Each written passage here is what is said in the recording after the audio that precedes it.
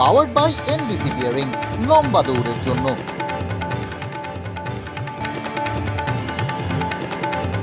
আজ দেশের রায় বহাল থাকবে মোদি ম্যাজিক নাকি মসনদ পাল্টাবে ইন্ডিয়া? মমতাতে ভরসা নাকি বঙ্গে পদ্মে ঝড়? গণনা কেন্দ্র থেকে সব খবর সবার আগে সরাসরি আপনার ড্রয়িং রুমে। ভোট যুদ্ধ, দেশের রায়, আজ দিনভর।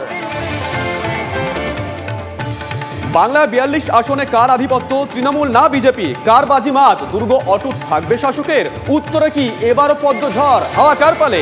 টেনশনের চোরা স্রোত সব শিবিরে। গণনা কেন্দ্র থেকে প্রতি মুহূর্তের আপডেট TV9 বাংলায়।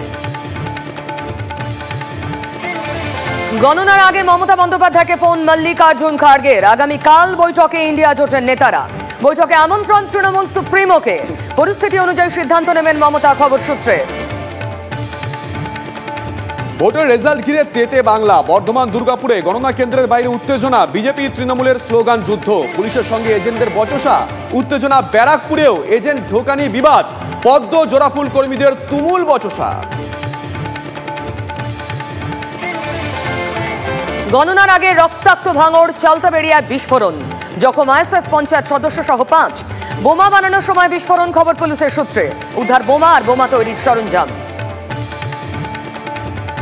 গণনা দিন সক্রিয় রাজ্যপাল। ভোট পরবর্তী হিংসার খবর জানাতে জনমঞ্চ নামে পোর্টাল চালু। আক্রান্তদের সাহায্য করতে র্যাপিড রেসপন্স টিম। প্রয়োজনে রাজভবনে আশ্রয় পাবেন আক্রান্তরা। সব পক্ষকে সংযত থাকার বার্তা বোসের।